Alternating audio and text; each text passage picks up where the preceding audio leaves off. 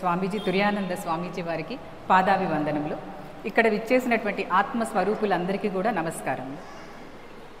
ఈ రోజు నుంచి మనం ఒక 5 రోజులు సాయంత్రం రోజు 6 to 8 o'clock వరకు భగవద్గీత జ్ఞానామృతాన్ని తుర్యానంద స్వామివారి నుంచి ఆస్వాదించబోతున్నాము. సో ఈ సెషన్స్ని మీరు ప్రయారిటైజ్ చేసుకొని ఎన్ని పనులున్నా కూడా మీరు వాటిని సర్ది పెట్టుకొని రోజు విరివిగా పాల్గొని దీన్ని విజయవంతం చేయాలని నేను కోరుకుంటున్నాను. భగవద్గీత విషయానికి వస్తే ఇది ఎప్పుడో శ్రీకృష్ణ భగవానుడు, పురుషోత్తముడైనటువంటి శ్రీకృష్ణ భగవానుడు, సృష్టికర్త అయినటువంటి శ్రీకృష్ణ భగవానుడు, ధైర్యశాలి ధీరుడు అయినటువంటి అర్జునుడికి యుద్ధరంగంలో చెప్పినటువంటి ఒక అమృత గానం. ఇప్పటికీ కూడా 5000 సంవత్సరాలు దాటిన తర్వాత కూడా దీని రిలవెన్స్ ఇంతగా ఉంది అంటే ఇది ఆ గ్రంథం యొక్క ఔన్నత్యమే. ప్రతి సమస్యకు కూడా దీనిలో సమాధానం ఉంటుంది అని మనకి ఎంతోమంది పేరు ప్రఖ్యాతులు గాంచినటువంటి విద్యావేత్తలైతేనేంటి, సంఘ సంస్కర్తలైనట్టే ఏంటి, గురువులైతే ఏంటి, రాజకీయ నాయకులైతే ఏంటి, వాళ్ళ అనుభవాలను మనకు తెలియపరిచారు. కొన్నామనుకోండి, ఒక ఫ్రిడ్జ్ కొన్నామనుకోండి, దానికి ఒక యూజర్ మాన్యువల్ ఇస్తారు. అంటే దాన్ని ఎలా వాడాలి, దానికి రిపేర్ అయితే దాన్ని ఎలా మనము సరి చేసుకోవాలి, లాంగ్ టర్మ్లో దాని యూసెస్ మనం ఏ విధంగా పలు విధాలుగా ఉపయోగించుకోవచ్చు అనేటువంటిది మనకి యూజర్ మాన్యువల్ దొరుకుతుంది. కానీ ఎంతో దుర్లభమైనటువంటి ఈ మానవ జన్మ పొందిన తర్వాత కూడా మనము ఏ యూజర్ మాన్యువల్ లేకుండా, ఏ గ్రంథం సహాయం లేకుండా మన జీవన విధానాన్ని మనం గడుపుతున్నాం. ఇది చాలా శోకింపవలసినటువంటి విషయము. సో మనము గీతని చాలా నిర్లక్ష్యపరుస్తున్నాం. ఇది దేవుని రూముకో పరిమితం చేస్తున్నాము, లేదా ఎవరైనా చనిపోతే ఒక ఆడియో క్యాసెట్గా ప్లే చేయడానికి పరిమితం చేస్తున్నాము. బాగా జీవితంలో ఎదురు దెబ్బ తగిలినప్పుడు ఎవరో ఒక గురువు ద్వారానో, ఒక స్నేహితుడి ద్వారానో, వారి ద్వారానో ఈ పుస్తకాన్ని ఆశ్రయిస్తే నీకు సమాధానం దొరుకుతుంది, నీ మనసు ప్రశాంతంగా ఉంటుంది అని చెప్తే తప్ప దాని దగ్గర వెళ్ళి అది ఓపెన్ చేసి చూసే ప్రయత్నము చేయటం లేదు, దానిలో ఏముంది అని తెలుసుకునే ప్రయత్నము చేయటం లేదు. ఎందుకు ఇంత నిర్లక్ష్య ధోరణి మనకి ఈ గీత పట్ల ఉంది అని ఒక చిన్న విషయాన్ని గురించి మనం విచారణ చేస్తే మనకు ఉన్నటువంటి అవిద్య, ఎంత అవిద్యలో మనం కూరుకొని పోయామంటే, మనమందరం అనుకుంటాం ఏంటి నేను డాక్టర్ చదివాను, ఇంజనీరింగ్ చదివాను, ఏరోనాటిక్ స్పేస్ ఇంజనీరింగ్ చదివాను, ఏఐ రీసెర్చ్ జాబ్స్ ఇంజనీరింగ్ చేశాను, ఇవన్నీ విద్యలే కాదా, అవిద్య అంటారేంటి అని అనుకోవచ్చు. విద్య అంటే కేవలం ఒకటే ఈశ్వర జ్ఞానం, బ్రహ్మ జ్ఞానం, తత్వజ్ఞానం, ఇదొక్కటే విద్య. ఇది తప్ప మిగతావన్నీ కూడా అవిద్యలే. సో ఎంతకాలం మనం ఈ జ్ఞానం వైపు మన దృష్టి మరలదో అంతవరకు కూడా మనం అందరము కూడా అవిద్యాపరులమే. సో మన దృష్టిని మార్చుకోవాలి. ఎప్పుడూ కూడా మనం చుట్టూ ఉన్నటువంటి అనేకత్వాన్ని చూస్తామే కానీ అనేకత్వానికి ఆధారపూరితమైనటువంటి ఏకత్వాన్ని మనము పెడచెవిన పెడతాము. అంటే మన దృష్టి అటు సైడు సాగదు. ఎప్పుడు ఈ కెరటాలు, అలలు, బుడగలు, వీటినే తరంగాలనే చూస్తాం కానీ వీటన్నిటికీ ఆధారమైనటువంటి ఆ సముద్రాన్ని చూడము. ఆ సముద్ర జ్ఞానాన్ని అస్సలు పట్టించుకోము. ఈ సముద్ర జ్ఞానాన్ని విస్తృతంగా మనకి ఇచ్చేటువంటిదే ఈ భగవద్గీత. సో ఎప్పుడైతే మనం అనాత్మ విషయాల గురించి దూరం అవుతామో, ఆత్మ విషయాలకు దగ్గరగా అవుతామో, అప్పుడే మనకి ఈ పరమాత్మ అనేది దొరుకుతాడు. ఇంకొక విషయం ఏంటంటే, ఇక్కడ చాలామంది స్త్రీలు, ఆడవారు నోములు చేస్తుంటారు, పూజలు చేస్తుంటారు, వ్రతాలు చేస్తుంటారు, అష్టోత్తరాలు చదువుతుంటారు, కుంకుమార్చనలు చేస్తుంటారు, జపమాలలు తిప్పుతుంటారు. సో ఇంతటితో ఆగకూడదు. ఇవన్నీ కర్మలే, ఖచ్చితంగా చెయ్యాలి.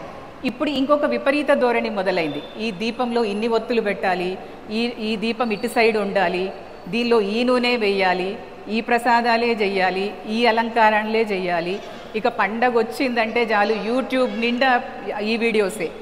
ఇవన్నీ చూసి పాపం వాళ్ళు కూడా కన్ఫ్యూజ్ అయ్యి ఏం చేయాలో తెలియక, మనం కరెక్ట్గా చేస్తున్నామా లేదా తెలియదా, ఇష్టమైనది భగవంతునికి అర్పిస్తున్నామా లేదా అనేది కూడా సతమతమైపోతూ వాళ్ళు ఒక కెయాటిక్ సిచ్యుయేషన్కి రీచ్ అవుతున్నారు. సో కర్మ చెయ్యాలి, తప్పు కాదు. ఆ కర్మ ఒక యోగంలాగా చేయాలి. భక్తి ఉండాలి, తప్పు కాదు. అది ఒక యోగంలాగా చేయాలి. అంతేగాని ఇటువంటి ఈ వ్యవహారిక విషయాలపైన ఎక్కువ ఫోకస్ చేయొద్దండి. ఏది ఉన్నా కూడా భక్తి భావన అనేది ఇంపార్టెంట్. మీరు ఒక చిన్న పుష్పం సమర్పించినా కూడా దాని వెనకల మీ భావన ఏంటి అనేదే చాలా ఇంపార్టెంట్.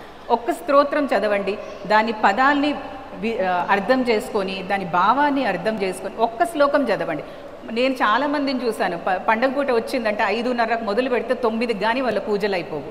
సో అన్ని స్తోత్రాలు, అన్ని అష్టోత్తరాలు, అన్ని కుంకుమార్చనలు అంత అవసరం లేదండి. భక్తితో భావనతో చేసినటువంటిది ఒక్క పూజ అయినా కూడా చాలు, కొంచెం సేపు చేసినా కూడా చాలు. ఎప్పుడూ కూడా ఈ ఆధ్యాత్మిక విషయం పైన మన దృష్టి సారించడం చాలా తక్కువ ఉంది.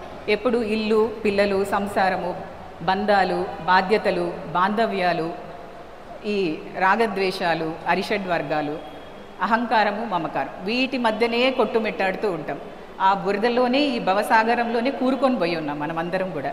వీటి నుంచి బయటికి రావాలి.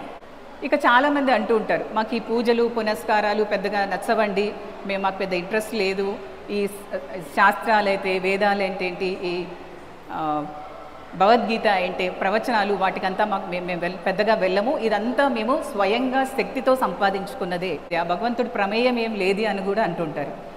వీరందరికీ నేను చెప్పేది ఏంటంటే, ఆ శక్తి ఇచ్చింది కూడా మీకు ఆ ఉన్నత స్థాయికి చేరుకోవడానికి ఆ శక్తి ఇచ్చింది కూడా ఆ భగవంతుడే. ఆ శక్తే ఆ భగవంతుడు. ఆ సంకల్పం ఇచ్చాడు మీకు ముందు ఎలా చెయ్యాలి అన్నది, అది ఇచ్ఛాశక్తి. దాన్ని ఏ విధంగా చెయ్యాలి అన్న జ్ఞానాన్ని ఇచ్చాడు, జ్ఞానశక్తి. అది ఏ విధంగా కార్యరూపం దాల్చాలి అన్నటువంటి ఒక క్రియాశక్తిని కూడా ఇచ్చింది ఆయనే. శక్తి లేనిది మనం ఏ పని చెయ్యలేము. అదేంటంటే మేము భోంచేస్తున్నాం కదా, సూర్యరశ్మిని తీసుకుంటున్నాము, నీళ్లు తాగుతున్నాము, అది కూడా మాకు శక్తే కదా అని అనుకుంటారు. కాకపోతే ఆ శక్తి మనకు కేవలము ట్రాన్సియంట్ మాత్రమే, ఒక పరిధి వరకే మనకు హెల్ప్ చేస్తుంది. కానీ అది ఒక డ్రైవింగ్ ఫోర్స్, మన లైఫ్ ఫోర్స్ అనేది ఆ చైతన్యమే. ఈ సృష్టి, ఈ జగత్తును ఎప్పుడైతే మనం జగదీశ్వరుడుగా చూడడం మొదలు పెడతామో, ఈ విశ్వాన్ని ఎప్పుడైతే మనం విశ్వేశ్వరుడిగా చూడడం మొదలు పెడతామో, అప్పుడే మనం ఆధ్యాత్మికతలో ఎదుగుదలను సాధించినట్లు. ఏ సృష్టి అయితే ఈ చైతన్యంతో నడపబడుతుందో అదే చైతన్యము నిన్ను కూడా నడిపిస్తుంది. ఏ చైతన్యం అయితే నన్ను ఈ విధంగా మాట్లాడేలాగా చేస్తుందో అదే చైతన్యము మీరు వినేలాగా కూడా చేస్తుంది. ఉన్నది ఒక్కటే చైతన్యం తప్ప రెండో వస్తువు లేనే లేదు అన్న ఒక నిజమైన సత్యాన్ని మనం అంగీకరించాలి. అదే సచ్చిదానందం, అదే చిదానంద లహరి, శివోహం శివోహం. ఇక శ్రీకృష్ణ భగవానుడు అర్జునుడికి ముందు జ్ఞానం ఎందుకు చెప్పాడు, కర్మ ఎందుకు చేయమని చెప్పలేదు? ముందే కర్మ చేసిన తర్వాత జ్ఞానాన్ని చెప్పొచ్చు కదా. ఎప్పుడైనా కూడా జ్ఞానంతో మనం జ్ఞానం సంపాదించుకున్న తర్వాత చేసేటువంటి కర్మలో వచ్చేటువంటి పుణ్యఫలాలు, కష్టసుఖాలు మనకు అంటవు. మనం ఒకదాన్ని ఈశ్వరార్పణ బుద్ధితో చేస్తాము, నిష్కామ కర్మతో చేస్తాము, ఫలాపేక్ష లేకుండా చేస్తాం. అలాంటి కర్మలు మనకు అంటవు, అలాంటి కర్మలు ఉత్తమ కర్మలు అవుతాయి. ఇక విశ్వవ్యాపకత్వమైనటువంటి ఈశ్వరుని యొక్క విభూతిని కూడా మనం క్షుణ్ణంగా తెలుసుకోవాలి. చాలామంది అనుకుంటూ ఉంటారు, మనము భోంచేసిన తర్వాత కనీసం మనం దాన్ని అరిగించుకోలేము. మనం వెళ్ళి లోపల కూర్చొని ఫుడ్ అరుగు అరుగు అని చెప్పము. అది 4 రకాల విధమైనటువంటి ఫుడ్డును అరిగించి వాటిని పచనం చేసి వాటిని వ్యర్థ రూపాలుగా బయటికి పంపిస్తుంది ఆయనే. నిరంతరము మన గుండె కొట్టుకుండేలాగా చేస్తుంది ఆయనే. నిరంతరము మన శ్వాసం తీసుకోవడాలాగా చేస్తున్నది కూడా ఆయనే.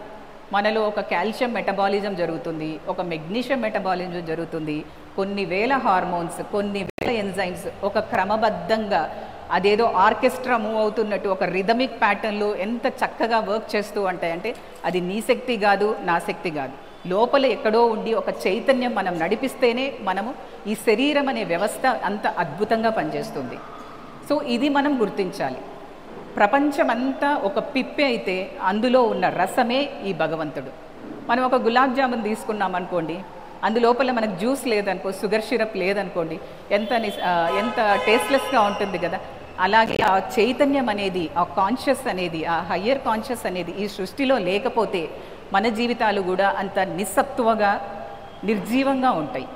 సో మన లోపల ఏ చైతన్యం ఉందో, అంటే గులాబ్ జామున్లో ఏ రసం అయితే లోపల ఉందో అదే రసం బయట కూడా ఉంటేనే మనకు అది టేస్ట్గా అనిపిస్తుంది.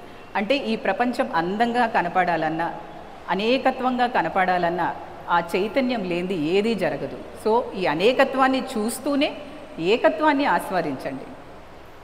సో మనకు చాలా టైం లేదు మిత్రమా, మనందరం కూడా దీర్ఘాయుషులం కాదు, చాలా అల్పాయుషులమే. సో మనకి ఈ దేహం ఉన్నంత లోపే, అంటే ఈ శరీరం ఉన్నంత లోపే మనము ఈ తత్వజ్ఞానం వైపు తిరగాలి, బ్రహ్మజ్ఞానం వైపు తిరగాలి. ఖచ్చితంగా ప్రతి ఒక్కరూ 1 లేదా 2 గంటలు రోజు ఆధ్యాత్మికత వైపు మీరు సారించాలి. ఎందుకంటే మనకి ఏ విధంగా అయితే ఫిజికల్ కోషంట్ ఇంపార్టెంటో, సైకలాజికల్ కోషంట్ ఇంపార్టెంటో, ఎమోషనల్ కోషంట్ ఇంపార్టెంటో, అదేవిధంగా స్పిరిచువల్ కోషంట్ అనేది కూడా చక్కగా ఉంటేనే, 4 చక్రాలు చక్కగా నడిస్తేనే మన కారు అనే బండి అయినటువంటి శరీరం అనేది కూడా చక్కగా సునాయాసంగా ప్రయాణం చేస్తూ ఉంటుంది. మిగతా జంతువులు ఈ ప్రపంచమే సత్యం అనుకొని జీవిస్తూ ఉంటాయి. మనం కూడా వాటిలాగా జీవించామనుకోండి, మనకి వాటికి తేడా ఏముంటుంది? మనం కొంచెం వాటికంటే కొంచెం తేడానే మనం. ఎందుకంటే నిటారుగా మనకి స్పైన్ ఉంది, చక్కగా ఆలోచించగలిగే బుద్ధి ఉంది.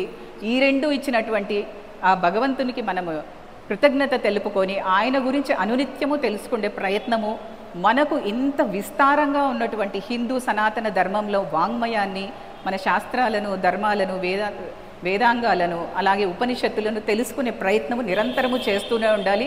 గురువుల ద్వారా వారి ధర్మ సందేహాలను నివృత్తి చేసుకుంటూ ఉండాలి.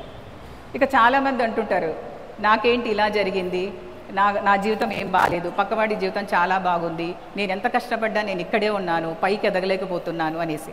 దీనికి అంతా కారణం కూడా మన కర్మ ఫలాలి. దేవుడేమి మన సుఖాలకి కష్టాలకి బాధ్యుడు కాదు.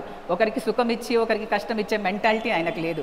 అందరికీ సమానంగా శక్తి ఇస్తాడు. ఆ చైతన్యాన్ని, ఆ శక్తిని నువ్వు ఎలా ఉపయోగించుకుంటావు, దాన్ని ఎలా సన్మార్గంలో పెట్టుకుంటావు అనేది నీ ప్రయాస, నీ పురుష ప్రయత్నం అది.